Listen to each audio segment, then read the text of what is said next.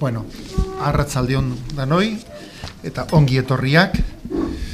Una muy breve presentación de esta charla testimonio, que es una iniciativa de puertas abiertas dentro de una asignatura que estamos impartiendo en el máster Diálogo, Evangelio, Sociedad, el máster que se imparte en este Instituto de Ciencias Religiosas Pío XII de San Sebastián. ¿Qué asignatura es esta dentro de la cual se está impartiendo, pues, dentro del máster, dentro de la cual estamos impartiendo? La asignatura es Reto de las nuevas espiritualidades y la New Age, la nueva era. A don Jaume Navarro y a un servidor, que somos quienes impartimos esta asignatura, nos pareció muy conveniente que en este curso escuchásemos la experiencia de alguien que había pasado por la nueva era, si no nuestra explicación pues no dejaba de ser un tanto abstracta. Gracias a un breve testimonio que dio hace unos años en Radio María, nos pusimos en contacto con Asunción Ruiz, te diremos Susi, como eres conocida por tus conocidos. Nos pusimos en contacto con ella y tengo que agradecerle, pues como se dice popularmente, que se haya tirado a la piscina, lo cual tiene un mérito especial, pues porque sé que eres tímida y que lo que te salía naturalmente pues no era estar así expuesta en público, pero te agradecemos, porque no me cabe duda de que tu testimonio pues va a ser esclarecedor y ayudará a muchas personas. Y de hecho que sepas que antes ya de escucharte tu testimonio, pues es percibido como un poco transgresor o políticamente incorrecto por muchas personas. Esta charla pues no ha sido aceptada en los auditorios culturales públicos, lo cual me parece significativo, ¿no? Es obvio que cuestionar la nueva era pues no es políticamente correcto. Lo políticamente correcto quizás es pues el relativismo o valorar el hecho religioso como por su efecto de placebo relajante, cuando no como narcotizante. Yo creo que eso es lo que es políticamente correcto en nuestros días, ¿no? Pero gracias, gracias porque, y además me atrevo a decírtelo, gracias en nombre de aquel que nos dijo que la verdad nos hará libres. A él le pedimos que ilumine tu testimonio como ha iluminado tus pasos, los pasos de tu vida hasta el momento actual. O sea que yo te dejo tranquilita aquí y después de su charla testimonio, podremos tener un rato también de conversación con ella.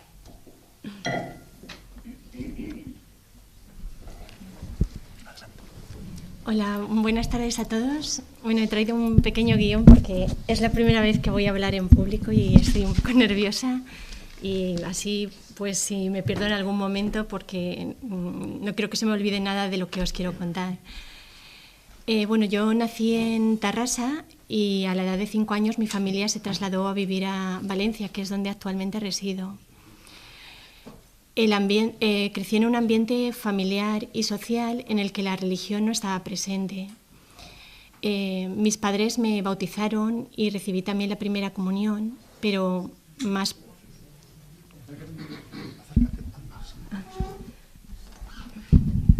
Recibí la primera comunión, pero más por tradición que por verdadera fe. Para que os hagáis una idea, los familiares que vivían más cerca de mi casa, los que vivían en Valencia, pues eran militantes del Partido Comunista. Y mis amistades durante mi niñez, adolescencia y juventud eran en su gran mayoría personas ateas. En mi adolescencia, por ejemplo, mi mejor amiga fue la hija de un alto cargo del Partido Comunista. Y yo pasaba gran parte de mi tiempo libre en su casa. Recuerdo que al entrar en su habitación, pues en vez de tener los pósteres de cantantes o actores de moda, pues tenía el póster del Che Guevara y otros símbolos comunistas. Entonces era el ambiente en el que yo me movía. Entonces realmente fue en el momento en que realicé la catequesis de mi primera comunión, cuando yo oí por primera vez hablar a alguien acerca de Dios, hablar de Jesús. Y con mucha naturalidad le abrí mi corazón a esta nueva realidad, de este Dios que se había hecho hombre. Y empecé como una relación de amistad con él. Recuerdo que por las noches le hacía pequeñas oraciones, le contaba mis problemas, le pedía ayuda cuando tenía dificultades. Y fue una época de mi niñez en que le sentí como muy próximo, muy cercano. También otra cosa que marcó mi infancia fue el sufrimiento. Un sufrimiento ocasionado por circunstancias familiares difíciles y también porque tenía una salud muy delicada y pillaba todo tipo de enfermedades. Entonces eso me obligaba a pasar bastantes periodos en cama. Yo creo que fueron estos dos hechos. Por un lado, el sufrimiento de mi infancia y por otro, el que aquella primera fe no tuvo ningún entorno donde poder desarrollarse, que yo ya desde muy jovencita empecé a hacerme muchas preguntas. Me preguntaba sobre qué sentido tenía mi vida, para qué me había creado Dios, cómo podía conocerle mejor, por qué existía el sufrimiento, por qué yo sufría, por qué veía personas que se hacían daños unos a otros. Pero yo no tenía dónde dirigir estas preguntas porque a pesar de aquella primera semilla de fe de mi niñez, nunca nadie me acercó a la iglesia, sencillamente porque nadie era creyente. Entonces no encontré ningún entorno donde desarrollar esa semilla. Lo que es curioso es que a pesar de que luego pasase por ambientes tan anticristianos, pasase por el mundo de la nueva era tan contrario a todo lo cristiano, a pesar de esto, digamos que el pozo que dejó aquella fe de mi niñez, de la primera comunión, pues nada ni nadie lo pudo mover. O sea, yo siempre creí a lo largo de toda mi vida que Jesucristo existió y que era Dios. Y creo que esta fe tan firme en mí me protegió de muchas cosas por las que pasaría más adelante. Bueno, entonces yo estaba con estas preguntas y un día vi un libro en casa, un libro que narraba la vida de unos lamas tibetanos. Me sorprendió el libro porque mis hermanos pues, eran muy aficionados a comprar cómics y libros del fenómeno ovni al que eran muy aficionados. Pero un libro así de budistas pues, me llamó la atención. Entonces yo leí aquel libro y me impactó saber que había personas que dedicaban toda su vida a crecer en sabiduría, a crecer en espiritualidad. Me pareció muy interesante y fui a la biblioteca y tomé prestados libros sobre el tema del budismo. Y así estuve leyendo estos libros y conociendo lo que era el budismo. Y la verdad es que me gustó mucho su filosofía de vida, me gustó su pacifismo, su deseo de erradicar el sufrimiento de la vida, su compasión hacia todos los seres vivos. Entre aquellos libros había un libro de un monje budista que proponía una meditación budista, y yo me decidí a ponerla en práctica.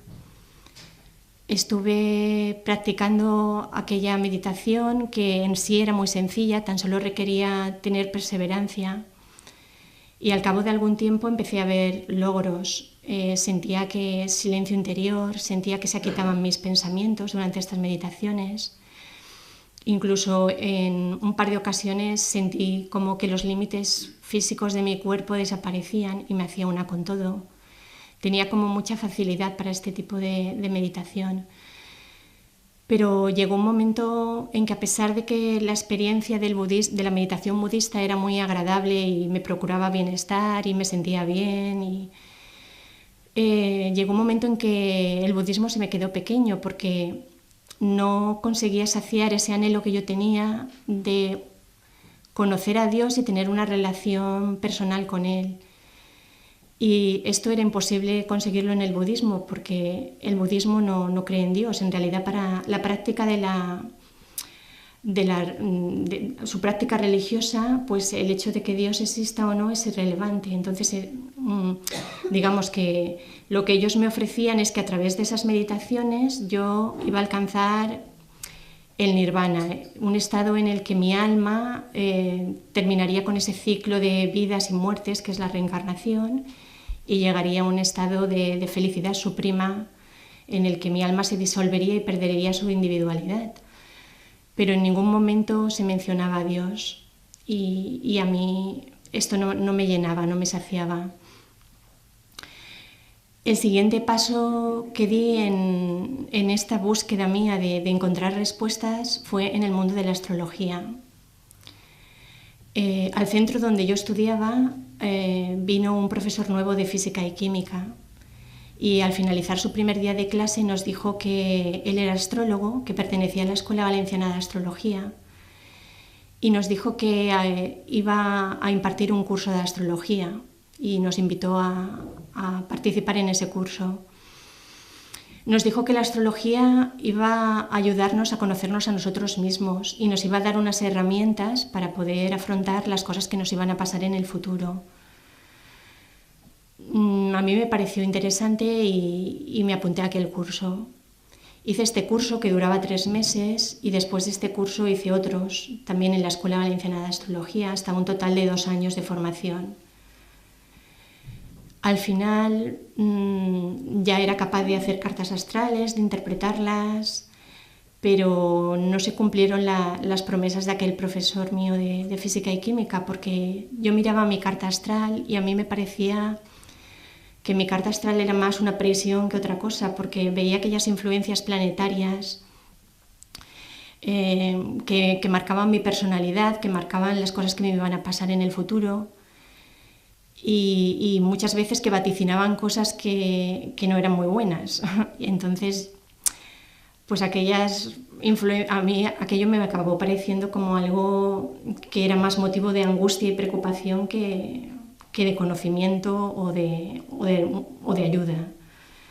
Así que poco a poco fui perdiendo interés, fui tomándomelo más como un juego y hasta que al final abandoné la astrología.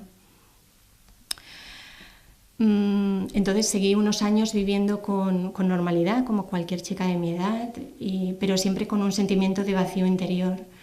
No acababan de interesarme las cosas que le interesaban a las chicas de mi edad. No tenía a nadie con quien hablar acerca de Dios, porque en mi entorno no había nadie que estuviera interesado por el tema de la religión o de Dios. Y así seguí unos años hasta que entré a trabajar en unas oficinas y una compañera de trabajo que se convirtió en amiga mía me dijo que ella iba a hacer un curso ese fin de semana de una cosa que se llamaba Método Silva de Control Mental. Me dijo que por qué no la acompañaba, que fuese con ella, que ese curso nos iba a enseñar a desarrollar nuestra mente para poder mejorar nuestra vida. Yo la acompañé a aquel curso y bueno, el curso se celebraba en la Escuela Valenciana de Enfermería, lo que le revestía de cierta seriedad. Y allí apareció el profesor trajeado con corbata, todo parecía así como muy, muy serio. Y empezó dando muchos datos científicos sobre la mente, en fin, todo muy, muy bien al principio. Entonces, este curso consistía en que el profesor nos inducía a unos estados de relajación profundos, tanto del cuerpo como de la mente. En esos estados profundos de relajación, nuestro cerebro iba a emitir unas ondas llamadas alfa y con la emisión de esas ondas iban a activar partes de nuestro cerebro que de normal no están activadas y eso nos iba a permitir desarrollar la creatividad, la memoria. Íbamos a poder programar nuestro cerebro para tener actitudes más positivas, hábitos más positivos o desprogramar hábitos negativos como el tabaco, cosas así. Y bueno, bien, el curso transcurrió todo muy bien, estábamos haciendo las relajaciones, los ejercicios, pero el segundo día, cuando ya estaba el curso a punto de finalizar o faltaban pocas horas, el profesor nos dijo que en el siguiente ejercicio, cuando estuviéramos en ese estado de relajación profunda, teníamos que invocar a unos guías espirituales y que teníamos que ponerles el nombre que nosotros quisiéramos y que esos guías espirituales iban a realizar ese ejercicio con nosotros y que después, cuando estuviéramos en casa, siguiésemos invocándolos para que nos ayudaran en esos estados de relajación a realizar lo que nosotros quisiéramos llevar a cabo. Claro, a mí aquello me pareció un poco extraño. Y finalmente, pues cuando acabó ese curso, yo puse en práctica algunos ejercicios como el de la memoria, el de cómo conciliar el sueño, en fin, algunas cosas. Pero como no me sentía cómoda con eso de la invocación de unos espíritus, pues esa parte no la realicé. Y finalmente nada me funcionó, no conseguí nada con aquellos ejercicios y terminé olvidándome de este método. Después, poco después, yo me apunté a un club de senderismo de Valencia. Salíamos todos los domingos a hacer excursiones por la montaña. En una de estas excursiones, una compañera del senderismo me dijo que ella tenía un maestro espiritual y que este maestro le estaba enseñando una técnica que se llamaba Reiki, que servía para sanar. Me dijo que a la siguiente semana el maestro iba a dar una charla y me invitó a acudir allí y a escuchar lo que tenía que decir este maestro. Claro, yo escuché la palabra maestro espiritual y a mí aquello como que me sonó muy bien. Yo pensé, bueno, pues quizás este maestro pues puede ayudarme a contestar estas preguntas que desde mi niñez, desde mi adolescencia están dándome vueltas en la cabeza. Y me acerqué a aquella charla. Cuando conocí al maestro espiritual, de inmediato me inspiró confianza. Era un hombre con un rostro muy bondadoso, era muy sonriente, muy cariñoso, muy afable.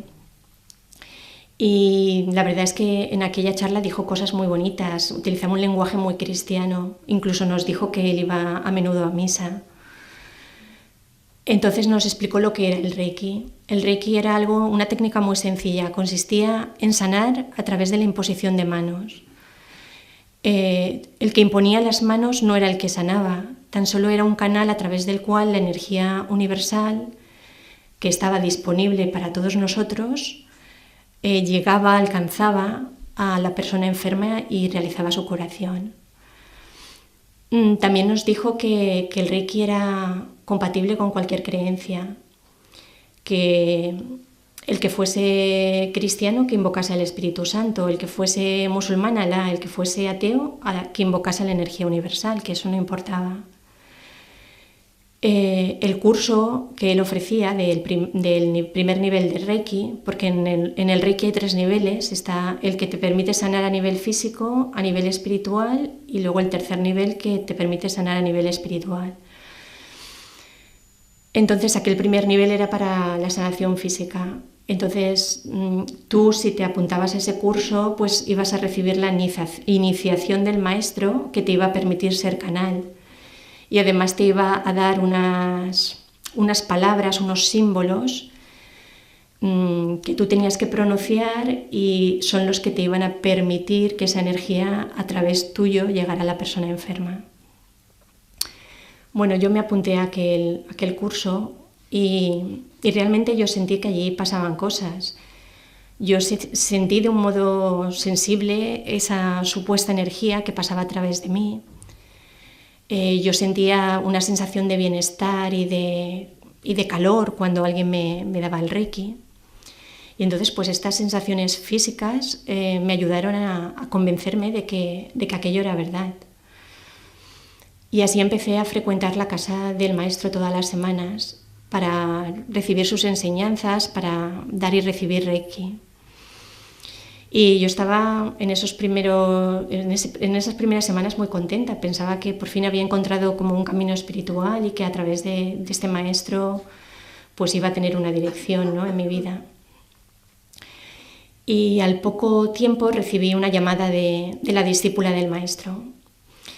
Esta discípula me dijo que yo había sido elegida para realizar un curso de alto nivel de Reiki, un curso al que muy pocas personas iban a acceder y que no iba a ser un curso que iba a impartir mi maestro, sino la maestra de mi maestro. Yo me sentí muy afortunada porque esta señora, pues mi maestro hablaba de ella con verdadera devoción y y veneración, o sea, era como el no va más. Entonces, claro, me dijeron que yo era elegida y yo pues estaba muy contenta. Entonces, aquel curso de alto nivel se celebró un fin de semana en un chalet a las afueras de Valencia. Y éramos efectivamente muy pocas personas, éramos unos 10. Y bueno, es un poco difícil de describir lo que pasó en ese fin de semana. Voy a intentar dar 3 pinceladas para que os hagáis una idea, porque es como muy largo todo, pero pues en un momento dado la maestra de mi maestro nos dijo que ella era una diosa, y que había adoptado la forma de un cuerpo humano para poder comunicarse con nosotros. Y ¿qué más nos dijo? Y es que nos dijo también que todos los que estábamos allí habíamos sido escogidos para realizar una misión muy importante, que era elevar el nivel de conciencia de los seres humanos en la Tierra. Y luego nos dijo otra serie de cosas, y acabó diciendo que los evangelios habían sido cambiados por la Iglesia y que Jesucristo no había tenido un hijo solamente, sino que había tenido 2, y que Jesucristo había sido el hijo desobediente. Bueno, además de todos estos disparates que yo tuve que escuchar ese fin de semana, todavía, os voy a contar una anécdota. ¿Será que María tuvo 2 hijos? Ah, sí, sí, o sea que, exacto, que María había tenido 2 hijos, perdonad, Jesucristo y otro, y que Jesucristo había sido el hijo desobediente. Bueno, entonces, os voy a contar esta anécdota. En un momento dado, claro, yo veía que la supuesta diosa no paraba de fumar, y en un momento dado pues le pregunté a mi maestro que cómo era que la diosa estaba fumando. Y entonces él me dijo: claro, es que no ves que necesita anclar su cuerpo a la tierra de alguna manera, porque si no, como es un espíritu, pues subiría al cielo. Y bueno, además, como os decía, de estos disparates, pues me tocó presenciar otra escena más de película, y es que en un momento dado nos pusimos a dar y recibir Reiki, y uno de los chicos asistentes al curso cayó desplomado al suelo y empezó a contorsionarse y a tener como convulsiones. Estábamos todos allí mirando a ver qué estaba pasando, y de pronto vimos que su rostro se mudó, se transformó, y apareció en él como una expresión diabólica. Y empezó a reír a carcajadas tremendas, unas carcajadas tremendas que no parecían ni humanas.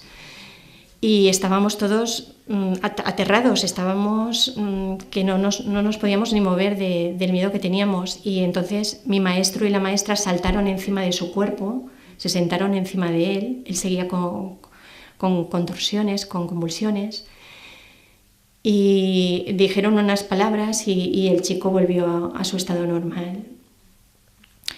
Yo no recuerdo que nos dieran ninguna explicación de qué había pasado, qué era aquello, y yo la verdad estaba demasiado asustada para preguntar.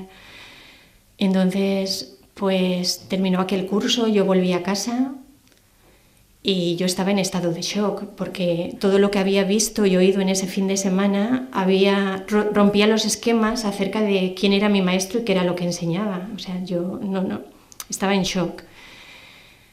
Estando en este estado, recibí la llamada de un matrimonio asistente a ese curso que había tenido exactamente la misma percepción que yo, y tuvimos claro que ya no queríamos volver a visitar a este maestro. Nos pusimos de acuerdo para llamar por teléfono a los otros asistentes al curso y decirles que era mejor que no volviesen por allí. Hicimos algunas llamadas y mi maestro se enteró de estas llamadas. Y bueno, fuimos amenazados. Yo en concreto pues recibí una amenaza verbal a través del teléfono, una reprimenda muy fuerte de su parte, pero este matrimonio pues tuvo aún peor suerte, porque el maestro llegó a presentarse en su casa y con el rostro encolerizado, lleno de ira, pues les amenazó con enviarles energías que les iban a provocar un accidente. Y bueno, también les obligó a que le entregaran todas las fotos que habían tomado con la cámara que llevaban aquel fin de semana y los negativos. Y claro, pues en esto quedaron pues las enseñanzas de este maestro espiritual sobre el amor, la armonía, la paz y, o sea, yo quedé, vamos, totalmente decepcionada. Y además que pasamos algunos días con mucho miedo porque la supuesta diosa pues tenía una serie de personas en aquel chalet trabajando para ella, que estaban a su servicio. Después de esto, la amiga que me había llevado al Reiki me convenció de que el Reiki no tenía nada que ver con lo que había pasado ese fin de semana, que simplemente el maestro se había desviado, se había pasado al lado oscuro, como si dijéramos, pero que el Reiki no tenía nada que ver con eso. Y ella buscó y me convenció para reanudar las iniciaciones de Reiki con otro maestro. Entonces yo y esta amiga nos iniciamos en el tercer nivel de Reiki, el que te permitía sanar a nivel espiritual. Curiosamente, más tarde una discípula de este maestro me contaría que el maestro le confesó que a mí nunca me hizo esa iniciación, aunque supuestamente me la había hecho y me había cobrado por ella. Pero le dijo que nunca llegó a realizar esa iniciación porque en el momento en que iba a hacerla, una presencia invisible se colocó detrás de él y le detuvo la mano y no le dejó realizarla. Bueno, después de lo del Reiki, después con este maestro pues inicié una relación de amistad. ¿Y qué pasó? Pues que cuando le conocí con más profundidad me di cuenta de que su comportamiento, el comportamiento normal, no tenía nada que ver con lo que enseñaba, había muchísimas incoherencias y la verdad es que mostraba cierta deshonestidad y abuso, en fin, llegó a decepcionarme mucho y terminé dejándolo también. La verdad es que en aquellos primeros años en la New Age yo ya me daba cuenta de ciertas incoherencias, no solo por el comportamiento de estos maestros, sino también, por ejemplo, con el tema de lo que cobraban por los cursos. Ellos te decían que estaban allí para ayudar a la humanidad, que ese era su cometido, su deseo, ayudar, pero luego por cada curso ellos te cobraban una gran suma de dinero. Y se justificaban diciendo que ellos cobraban únicamente porque se habían dado cuenta que dando los cursos gratis la gente no los valoraba. Únicamente cobrando una buena cantidad de dinero las personas valoraban lo que estaban recibiendo, que era muy valioso. Pero bueno, a mí este argumento la verdad nunca acabó de convencerme y qué diferente a lo que luego conocería en la Iglesia Católica, de tantas personas dando su vida con un olvido completo de sí mismos por ayudar a otras personas. Bueno, entonces yo acabé mi etapa en el Reiki y realicé otros cursos en la línea de la sanación. Realicé un curso que se llamaba Sanación por Arquetipos, que lo impartía un señor que se llamaba Colin Bloy, que era inglés, y que ya realizaba estas sanaciones en hospitales públicos de su país. También realicé un curso de sanación con minerales, después otros cursos de crecimiento espiritual, y estudié Feng Shui, practiqué el yoga, el Tai Chi, pero todo por muy corto espacio de tiempo, porque es cierto que en los cursos se creaba un clima muy agradable, había como mucha fraternidad, muchos abrazos, todo muy amoroso, muy bien. Y salías de allí con cierta ilusión, pero yo veía que a mí nada me funcionaba. No, yo ni me sanaba, ni sanaba nada, ni tampoco yo me sentía mejor al realizar esos cursos. Después,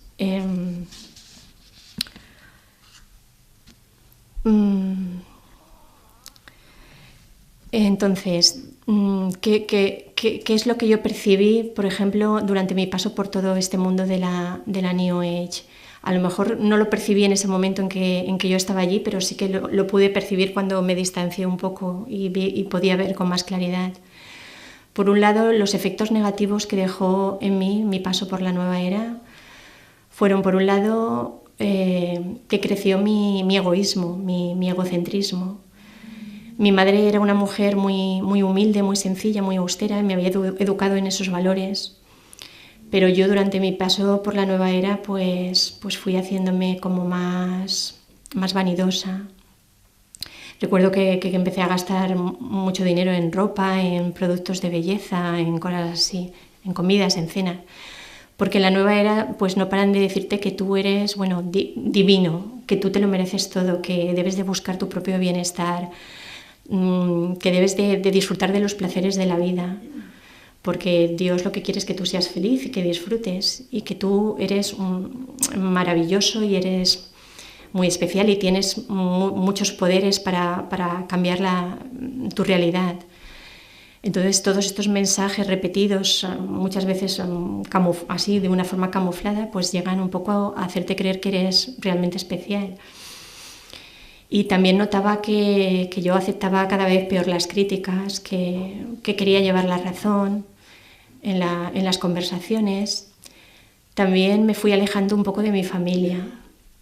No porque no les quisiera, sino porque estaba tan ocupada mirándome el ombligo, ocupada en esta búsqueda, en mí misma, en mi crecimiento, que ya no tenía tiempo para ocuparme de los demás. Otra cosa que ocurre en el mundo de la nueva era es que entras como en una especie de espiral. Cuando tú haces un curso, ese curso te lleva a otro curso y ese curso te lleva a otro curso, porque siempre en cada curso conoces a alguien que te habla de una nueva terapia, de una nueva técnica, de un nuevo maestro. Y claro, y todos estos cursos además son muy dispares, porque a lo mejor uno tiene connotaciones del chamanismo, otro del panteísmo, otro del cristianismo, otro oriental. Entonces es como una mezcla muy grande de muchas cosas y acaban creando confusión mental, acaban quitándote un poco la capacidad de razonar. Otra cosa, y para mí la más peligrosa de lo que vi en el mundo, en el tiempo que estuve en la nueva era, porque bueno, hay cursos que son más inocuos, otros que son más peligrosos, pero bueno, para mí todos tenían alguna connotación peligrosa, pero la que más vi es que de alguna manera casi todos los cursos, salvo raras excepciones, están de alguna manera contaminados por el mundo del ocultismo y de la magia. Es muy fácil que en algún momento dado, aunque tú te apuntes a un curso con otra intención, porque si ellos lo presentaran como un curso de ocultismo, de magia, de algo de esto, tú no ibas a ir. Pero ellos te lo presentan como un curso de otra cosa y sin que te das cuenta te deslizan y te meten en cosas de estos mundos. Yo, por ejemplo, recuerdo que llegaban a mis manos muchos libros que a lo mejor el título era Metafísica Cristiana o cosas así, pero que luego al final del libro empezaban a decirte que tenías que invocar a no sé qué señor que era un maestro ascendido o no sé qué historia, o que tenías que invocar a no sé qué luz o no sé qué, bueno, cosas así extrañas. Yo afortunadamente pues solo pasé de puntillas por estas cosas porque esos libros me producían desasosiego e inquietud y al final acababa tirándolos a la basura.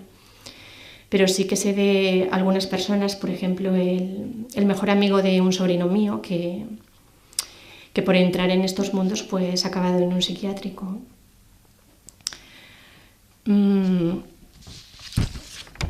Entonces, claro, vosotros diréis, bueno, pero ¿y por qué tanta gente está metida en esto? ¿Por qué tiene de atractiva la nueva era que atrae a tantas personas, incluso de dentro de la Iglesia Católica? Porque ahora yo, en algunos últimos viajes que he hecho de peregrinación, me he dado cuenta que gente católica, incluso que está en la Iglesia desde pequeño, pues están empezando a hacer cosas de estas, ¿no? Como el Reiki y cosas parecidas. Entonces, ¿qué tiene de atractivo? Pues uno de los atractivos es que te lo presentan como un camino espiritual muy fácil, muy cómodo. Tú puedes conseguirlo todo a través de estos cursos, puedes conseguir la prosperidad, la paz, la armonía, el bienestar, todo de una forma muy inmediata. no exige grandes sacrificios, ni disciplinas, ni austeridades. Es todo un camino muy fácil. Luego también, te dicen mucho, o normalmente utilizaban estas dos vertientes, o te decían que tú eras Dios, prácticamente, ¿no? Que en ti estaba la divinidad y que tú podías conseguir todas estas cosas, o bien que Dios era como una especie de genio de la lámpara que estaba a tu servicio. Entonces, que Dios estaba ahí para concederte cualquier cosa que tú pudieras desear. Otro de los atractivos que tenía la nueva era el lenguaje que utilizaba, que era muy cautivador. Yo creo que es uno de sus anzuelos. Ellos como que toman verdades comunes a todas las religiones, con las cuales cualquier ser humano se puede sentir identificado, y después cada maestro gurú pues ya pone el resto como de su cosecha, ¿no?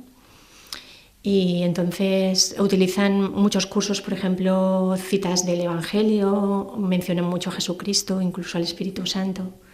Recuerdo, por ejemplo, un curso que hice que se llamaba Curso de Milagros, que está basado en, bueno, aunque el nombre sea así un poco llamativo, no tiene que ver con los milagros, pero bueno, era un curso que según los maestros, pues había escrito una psiquiatra americana a través de una voz que le dijo que era Jesucristo. Y ella había canalizado, había hecho una canalización y había escrito este libro dictado por esa voz. Y la verdad, el libro en la parte teórica era muy, muy hermoso, tenía citas muy bellas, además te decía, incidía mucho en el perdón, en que invocases al Espíritu Santo, en que tenías que perdonar a todo el mundo, el que te hiciese daño, el que no, que tenías que vivir en paz, en fin, eran cosas muy, muy bonitas. El problema es que luego cambiaba todo el mensaje del Evangelio y entonces pues no existía el pecado, no existía el mal, no existían los cuerpos físicos, todo esto es una ilusión de nuestra mente separada de Dios, y poco a poco te van cambiando todo el mensaje del Evangelio. Y luego, bueno, la parte práctica del curso a mí me pareció una tomadura de pelo, ¿no? Eran como frases que tenías que repetir todo el tiempo, como una especie de lavado de cerebro. Entonces yo pues lo abandoné de inmediato, pero bueno, tengo bastantes amigos que están haciendo este curso. Otra cosa que tenía la nueva era de atractivo es que se presentaba como un camino de libertad. O sea, era un camino espiritual en el que no hay dogmas, no hay normas, no hay mandamientos. ¿Por qué? Porque cada uno puede diseñar su camino espiritual a la carta. Es como un gran supermercado, tú tomas de aquí y de allá lo que tú sientes que es lo mejor para ti, para tu camino, y guiado por estos sentimientos, pues tú vas haciéndote una religión a tu medida. Claro, ¿cuál era el problema? Que yo, guiándome solo por mis sentimientos, yo veía que esto era un asidero demasiado frágil, ¿no? Porque yo me daba cuenta que en otros momentos de mi vida yo me había dejado guiar por sentimientos y había cometido equivocaciones. Entonces, tener como un único punto de referencia sobre qué es la verdad, mis sentimientos, pues me parecía que era muy, muy inestable. Porque, bueno, pues para ellos no hay una verdad absoluta, cada uno tiene su camino, tiene su verdad. Otra cosa que hace la nueva era es que te sube mucho la autoestima por todo esto que os estoy contando, porque continuamente te están diciendo lo perfecto, lo maravilloso que eres. Yo percibía que en este mundo había muchas personas con heridas emocionales muy fuertes. Solían venir muchas personas que venían de divorcios muy, muy dolorosos o que habían sufrido maltrato de pequeños. En fin, eran personas que realmente estaban se valoraban muy poco a sí mismas. Entonces la nueva era les daba un motivo para sentirse valiosos. Y continuamente están con este mensaje de tú vales mucho, tú lo puedes conseguir todo, tú eres divino. Y claro, ¿cuál es el problema? Que tanto repetírtelo pues también va alimentando tu orgullo. Va alimentando tu orgullo y además como el pecado no existe, sino que eso es un invento de la Iglesia para hacerte sentir culpable, pues al final hace que tú no te fijes en tus defectos y por lo tanto, como no miras a ellos, tampoco puedes superarlo, tampoco puedes mejorar. simplemente los haces a un lado y siempre es el otro el que tiene la culpa de lo que te pasa, es el otro porque el otro no está suficientemente evolucionado. Después de todas estas decepciones o de mi paso por la nueva era y viendo que nada realmente me funcionaba y que todas las cosas que hacía tenían algún punto que a mí me descuadraba, pues encaminé mis pasos al hinduismo. No lo hice hacia la religión católica porque por aquel entonces yo ya estaba con muchos prejuicios acerca de la Iglesia. Todo mi paso por la nueva era y por los ambientes tan ateos por los que había pasado de mis amistades, pues me habían creado prejuicios en contra de la Iglesia, de que era una institución que se había quedado obsoleta, que no tenía nada que ofrecer, que había perdido su verdadera esencia. Entonces yo encaminé mis pasos al hinduismo y empecé a leer los textos sagrados hindúes.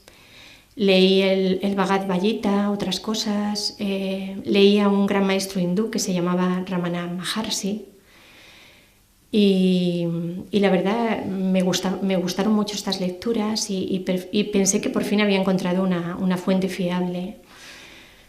Y entonces en el mundo del hinduismo practiqué dos cosas, el Kriya Yoga y la meditación Vedanta Advaita. Eran como dos vías distintas para conseguir lo que ellos llaman el samadhi o unión con Dios. Yo empecé estas prácticas, sobre todo más principalmente la meditación Vedanta Advaita, y la verdad es que la teoría era complicadísima, la práctica era tediosa y al final me volví a encontrar con el mismo problema que con el budismo. Se suponía que tras estas prácticas tú ibas a entrar en samadhi, a unirte con Brahma, la esencia que subyace a todas las cosas, pero este Dios Brahma no era un Dios personal, era un Dios impersonal. Entonces se suponía que yo al final de ese camino me daría cuenta de que mi alma y Dios no había una separación entre nosotros, que en realidad éramos una única cosa. Entonces a mí esto tampoco me llenaba, tampoco había algo. Yo seguía en esta búsqueda de tener esta relación personal con Dios, de poder comunicarme con Él, pero un Dios impersonal no satisfacía este deseo. Paralelamente a todo esto que os estoy contando, a todo este camino dentro de la nueva era y del hinduismo, yo un verano me fui a hacer la peregrinación al Camino de Santiago, me fui sola y caminando, haciendo la peregrinación me encontré con un chico americano que era católico practicante. Era en realidad la primera persona católico practicante que yo conocía que tenía una fe muy intensa, ¿no? Que lo vivía con mucha intensidad. Y a mí este chico me llamó la atención de inmediato porque tenía, no sé, parecía un ángel, tenía una bondad innata, tenía una forma de tratar a las personas, una delicadeza, una bondad. Recuerdo que en uno de los albergues más fríos del camino, por la zona de León, le vi tiritando de frío en el albergue, envuelto en una vieja manta que había por allí. Y pensé, ¿cómo es que este chico viene al camino tan poco preparado, ¿no? Y después supe por otro peregrino que había regalado su forro polar a otro peregrino que caminaba con una sola prenda de vestir, que era muy pobre. Y yo pensé, bueno, a mí esto me impresionó, pensé, hay una persona que es capaz de dar algo que él necesita, sabiendo que él lo va a pasar mal, para beneficiar a otro. Entonces, y había otras cosas, él siguió haciendo gestos así que me iban llamando la atención, gestos de bondad. Y también me llamaba la atención cuando entrábamos a una iglesia o a un monasterio, que le veía arrodillarse con una devoción, con un recogimiento. Y yo veía que claramente él, en esa actitud de su cuerpo, de su rostro, que él sentía que estaba ante la presencia de Dios, que realmente allí habitaba Dios. Y a mí esto también me conmocionó mucho.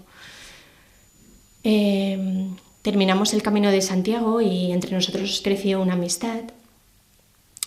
Y algunos años después él volvió a España e hicimos un viaje juntos a Ávila. En Ávila nosotros visitamos el monasterio donde vivió Santa Teresa de Jesús. En este monasterio él me compró y me regaló un libro que se titulaba Así pensaba Teresa de Jesús. Yo al principio pues acepté aquel regalo con cierta tibieza porque no estaba en mis planes leer nada católico. Pero bueno, yo cogí aquel libro y lo dejé en la mesita de mi habitación y pasado algún tiempo lo vi y empecé a hojearlo. Y al final lo acabé leyendo de un tirón. Y después de leer el libro yo pensé, pues esto es lo más hermoso y lo más profundo que yo he leído acerca de Dios. Entonces me fui a la biblioteca y tomé prestado otro libro de la Santa, un libro que se llamaba El libro de la vida, que era su autobiografía. Y me puse a leer aquel libro y en un momento dado aquellas palabras sentí que iban resonando dentro de mí, como despertando algo que yo ya sabía pero que estaba dormido. Y hubo un momento en que pensé, desde lo más profundo de mi ser, pensé, esto es la verdad, esto es la verdad. Y al acabar aquel libro, yo me sentía completamente identificada con esta santa, con su fragilidad humana, con sus luchas, con sus debilidades, pero también estaba entusiasmada porque precisamente en el camino de oración de esta santa, en su vida de relación con Dios, en esta relación que ella narraba allí, estaba todo lo que yo había buscado toda mi vida en sitios equivocados. O sea, allí se recogía todo. Y me di cuenta que sí que era posible tener una relación personal con un Dios vivo, con un Dios que no era una fuerza o una energía del universo, sino que era un Dios que tenía un rostro y un nombre, que era Jesucristo. Y yo estaba conmocionada y recuerdo que lo primero que pensé es en ir y conseguir más libros que me hablaran de la religión católica. Entonces me acerqué a la librería de Paulinas y compré un catecismo y otros libros de santos y me puse a leerlos con mucho entusiasmo. Y realmente yo me sentía como si durante toda mi vida hubiese sido un mendigo sentado en un cofre, mendigando unas monedas a todo el que pasaba, y que en un momento dado se me hubiese ocurrido abrir la tapa del cofre y hubiese encontrado un tesoro de incalculable valor. Yo me sentía así como ese mendigo. Y empecé la fe en solitario porque no había nadie en mi ambiente, ni en mi familia, ni en mis amigos que fuera católico, excepto este chico americano, pero él vivía en Estados Unidos. Y al principio pues estuve un tiempo moviéndome entre dos aguas. Por un lado, la fe católica, la nueva fe católica que se abría paso formando mi conciencia, y por otro lado, todos los residuos y las cosas que yo practicaba de la nueva era. Y estaba así como queriendo ir hacia la Iglesia católica, pero al mismo tiempo había cosas que me seguían teniendo sujeta a la nueva era. Y esto fue así hasta que llegó un día que me fui a vivir durante una temporada a Estados Unidos. Y estando allí en Estados Unidos, alejada de todo el mundo de la nueva era, yo ya me decidí a ir a misa todos los domingos. Y entonces empecé a ir a misa todos los domingos y yo recuerdo que al principio yo me aburría muchísimo. Yo estaba en las misas y yo miraba el reloj y pensaba, pues a ver cuándo acaba. Y no le encontraba mucho sentido a esto de levantarse, sentarse, las mismas cosas que se decían todos los domingos. Claro, yo tenía una ignorancia completa.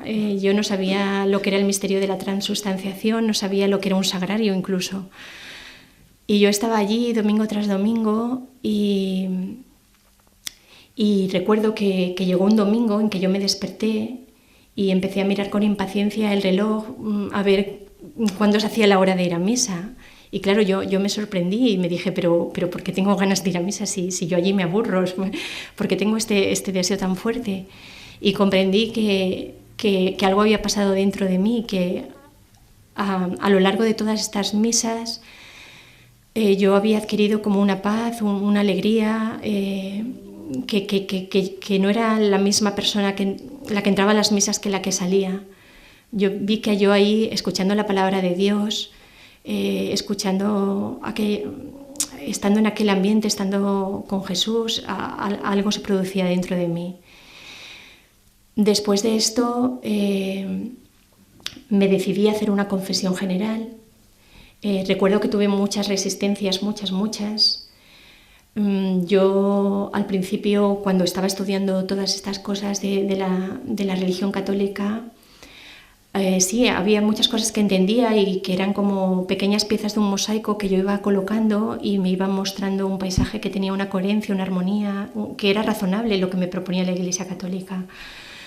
Pero luego había otras cosas que yo no entendía muy bien, entre ellas el tema de la confesión. Yo no entendía por qué tenía que ir a un sacerdote a confesarme y por qué no lo podía hacer directamente con Dios. Tampoco entendía el misterio de la cruz. En fin, había una serie de cosas que yo no acababa de entender. Y bueno, como os decía, tuve muchas resistencias para hacer la confesión, pero yo ya en ese momento yo ya me fiaba de la Iglesia. Yo no lo entendía, pero yo me fiaba de la Iglesia y yo sabía que si ella me recomendaba que yo me tenía que confesar, pues que tenía que hacerlo. Y bueno, recuerdo que fui a la Catedral de Washington y con un inglés muy pobre, pues le conté a aquel sacerdote con mi inglés todos los pecados que me acordé de mi vida y bueno, y nos entendimos. Para mí esto fue un pequeño milagro, ¿no? Que nos pudiéramos entender los dos. Y recuerdo que cuando salí de aquella catedral pues me sentía como si me hubiera liberado de unas pesadas cadenas. Sentía como si mi cuerpo fuese más ligero, como si me hubiera desatado de un peso de una culpa interior que arrastraba. Y al volver de Estados Unidos a España, yo seguí viviendo la fe, pero en clandestinidad, porque todavía no me atrevía a decir a nadie que yo era católica. Entonces yo iba a escondidas a misa, hacía todas estas cosas, pero yo es que pensaba que nadie me iba a entender, ni en mi familia, ni en mis círculos de amistades, creía que me iban a rechazar, no sé. Y así estuve un tiempo viviendo la fe así, a escondidas, hasta que llegó un día que unos amigos de la nueva era, que estaban practicando lo de la meditación Vedanta Advaita, me dijeron que iba a venir a España, a Barcelona, una maestra hindú. Y ellos iban a ir a ver a esta maestra que iba a dar sus enseñanzas durante un fin de semana. Claro, yo por aquel entonces todavía creía que yo podía ser católica y enriquecerme de las enseñanzas de otras religiones. Todavía no había comprendido que ya Jesús había revelado todo lo que tenía que revelar a la Iglesia Católica y que no era necesario añadirle nada más, que la revelación ya estaba completa. Pero yo por aquel entonces esto no lo sabía. Entonces yo me fui con ellos a escuchar a esta maestra hindú por si decía algo que a mí me pudiese servir. Y recuerdo que el domingo yo me desperté antes que todos mis amigos y me fui al pabellón de deportes donde la maestra iba a dar su charla. Estaba en aquel pabellón de deportes con los ojos cerrados esperando a que llegase la maestra y entonces tuve un momento de gracia que me dio el Señor. Tuve una experiencia del amor de Dios. En un momento dado vi todos los pecados de mi vida pasar a través mío y yo, incluso aquellos pecados que yo había confesado en Washington, pero que había confesado mal porque había ocultado cosas por vergüenza o por pudor, no había llegado a decir en realidad el pecado cuál era, sino que había dicho algo así un poco parecido, ¿no? Pero que no era. Y entonces se me pasaron por la mente todas estas cosas que yo había hecho que me habían alejado de Dios y sentí como que Dios me decía, cuando tú te alejabas de mí, yo continuaba amándote. Y después sentí el amor de Dios que se derramaba en mí, y era un amor tan grande, tan desbordante, tan fuerte que me parecía que mi cuerpo físico no iba a poder albergarlo. Y bueno, cuando terminó esta experiencia, recuerdo que empezaron a brotar lágrimas de mis ojos sin que yo pudiera evitarlo. Estaba en un lugar público, me daba mucha vergüenza que otras personas me vieran llorar, pero yo no podía hacer nada. Las lágrimas siguieron ahí durante muchos minutos. Y bueno, recuerdo que había unos niños por allí cerca y que me vieron llorar y fueron y consiguieron una caja de pañuelos de papel y me la trajeron. Y yo pensé, bueno, un gesto más de la bondad de Dios. Y entonces, al volver a Valencia, esta experiencia que tuve me dejó muy marcada y yo volví con... Bueno, lo primero que hice, por supuesto, fue ir a confesarme. Fui a confesarme otra vez y confesé todo lo que me apareció ante mis ojos en esa experiencia. Y al salir de la iglesia, pues sentí que como que volvía a nacer, como si mi alma recobrara de nuevo la vida. Y yo tenía el corazón tan lleno de amor por esa experiencia que recuerdo que yo veía a todo el mundo y yo solo deseaba que amar. O sea, veía a un mendigo, tenía ganas de arrodillarme a sus pies, besarle sus pies. Sentía amor por la gente que me había hecho daño, o que personas de la oficina que se habían portado mal conmigo, cualquier cosa. Yo solo podía que amar, no podía hacer otra cosa. Y recuerdo que durante una semana o así las lágrimas seguían viniendo a mis ojos sin que yo pudiera impedirlo. Empecé a ir a misa todos los días. Recuerdo que me sentaba en el último banco de la iglesia porque sobre todo en la misa es cuando más lloraba. Y yo notaba que allí en la misa pasaban cosas. No podía percibirlas con los ojos físicos, pero sí con otro tipo de visión más interna. Yo veía que allí ocurrían cosas, grandes misterios y no podía parar de llorar. Entonces, tras esta experiencia, yo decidí que ya tenía que abrazar la fe católica por completo y dejar todo lo del mundo de antes. Y entonces empecé ya a dar testimonio de mi fe en voz alta, en mi familia, en mis amigos, en todas partes. Hice la confirmación. Tras la confirmación me sentí mucho más unida a la iglesia, me sentí con más fortaleza en la fe. Y empecé a tener ya el deseo de atraer a otras personas a la iglesia para que pudieran beneficiarse de todas las cosas que yo estaba recibiendo. Y bueno, y así he ido caminando hasta el día de hoy, pues intentando conformar mi vida al Evangelio, muy agradecida por todas las cosas que Dios ha obrado en mí y principalmente por la gracia que me dio de reconocer la verdad cuando la verdad vino a mi encuentro. Y bueno, ahora pues pertenezco a una fraternidad de laicos cistercienses donde nos reunimos una vez al mes en este monasterio, y en un monasterio cisterciense, e intentamos pues que el centro de nuestra vida sea Dios, y intentamos, en la medida que nos lo permite nuestra vida en el mundo, pues encarnar este ideal monástico a través de la oración de la liturgia de las horas, del rosario, de la adoración al Santísimo, y unir todas estas oraciones a las de las hermanas que viven en el monasterio, dando su vida e intercediendo por los demás. Y bueno, pues eso es todo. Muchas gracias.